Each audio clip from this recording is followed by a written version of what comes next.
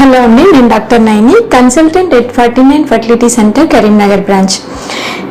ఈరోజు మనం ఒక కామన్ టాపిక్, అదేంటంటే బ్లీడింగ్ ఇన్ బిట్వీన్ పీరియడ్స్. అంటే పీరియడ్ అంటే వచ్చిన తర్వాత మన నెక్స్ట్ ఎక్స్పెక్టెడ్ పీరియడ్ డేట్ రాకముందే మధ్యలోనే బ్లీడింగ్ కానీ స్పాటింగ్ కానీ అవ్వడం, దీన్ని ఇంటర్మెన్స్ట్రువల్ బ్లీడింగ్ అని అంటారనమాట. సో మెటోరేజియా అని కూడా అంటారు. సో ఇలాంటి కండిషన్స్ ఎటువంటి కారణాల వల్ల ఇలా బ్లీడింగ్ అనేది మధ్యలో అవుతుంది, ఏ రకమైన రీజన్స్ ఉంటాయి, ఏ ప్రాబ్లమ్స్ వల్ల ఇలా జరుగుతుంది అనే దాని గురించి ఈరోజు మనం మాట్లాడుకుందాం. యూజువల్గా మెన్స్ట్రువల్ సైకిల్ లెంత్ అనేది కామన్గా వచ్చేసి 22 డేస్ నుంచి 35 డేస్ మధ్యలో ఉండొచ్చు అనమాట. అంటే కొంతమందికి 28 డేస్కి, కొంతమందికి 30 డేస్కి, కొంతమందికి 25 డేస్కి ఇలా రావచ్చు. సో మనము పీరియడ్ అనేది మన డేట్, అంటే ఇప్పుడు ఈ మంత్ మనకి ఏ డేట్కి పీరియడ్ వచ్చిందో నెక్స్ట్ ఎక్స్పెక్టెడ్ డేట్ ఎప్పుడు ఉంది అనేది మనకు తెలిసిపోతుంది. సో అది ఇండివిజువల్ అది డిఫరెంట్గా ఉంటుంది. సో ఆ మన ఎక్స్పెక్టెడ్ డేట్ కంటే ముందే మధ్యలోనే బ్లీడింగ్ కానీ స్పాటింగ్ కానీ అవుతుంది అని అంటే అది నార్మల్ కాదు అన్నట్టు. సో ఏ రకమైన రీజన్స్ వల్ల ఇలా బ్లీడింగ్ స్పాటింగ్ అనేది మధ్యలో అవ్వచ్చు అనేది గమనిస్తే కొన్ని కారణాలు ఉంటాయి. బేసిక్గా మోస్ట్ కామన్ రీజన్ వచ్చేసి హార్మోన్స్కి సంబంధించిన సమస్యలు.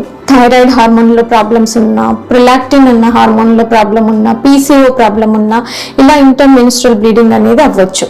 సెకండ్ రీజన్ వచ్చేసి ఓవులేషన్ టైంలో కొంతమందికి బ్లీడింగ్ అనేది అవుతుంది అనమాట, స్పాటింగ్ అవుతుంది ఎస్పెషల్లీ. ఇది కామన్ అన్నట్టు.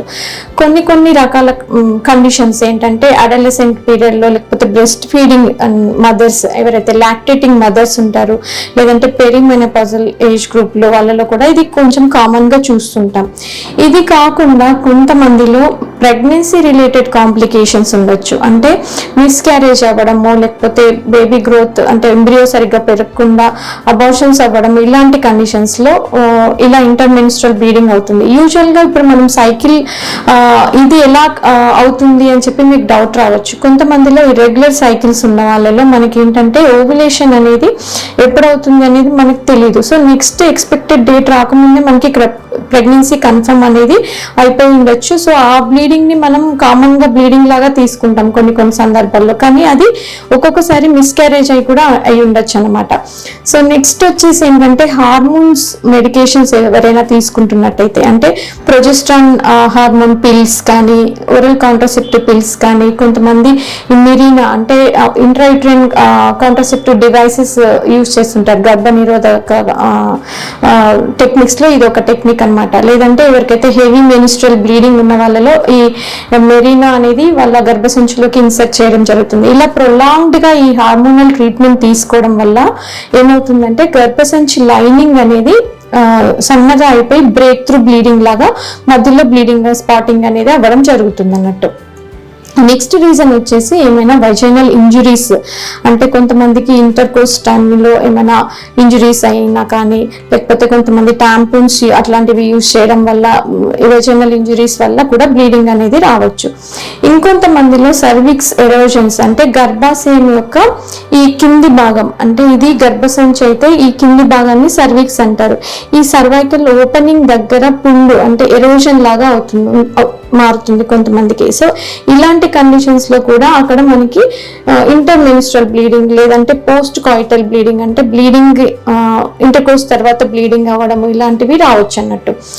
నెక్స్ట్ కామన్ రీజన్ వచ్చేసి ఏంటంటే కొంతమందిలో క్యాన్సర్ కి సంబంధించి ఉండొచ్చు. అంటే ఎక్స్ట్రీమ్స్ ఆఫ్ ఏజ్ చూసుకుంటే కొంతమందిలో ట్యూమర్స్ వల్ల, అంటే సర్వైకల్ క్యాన్సర్, వెజనల్ క్యాన్సర్, ఇలాంటి క్యాన్సర్స్ లో కూడా మనకి ఇంటర్మెన్స్ట్రువల్ బ్లీడింగ్ అనేది ఉండొచ్చు అన్నట్టు.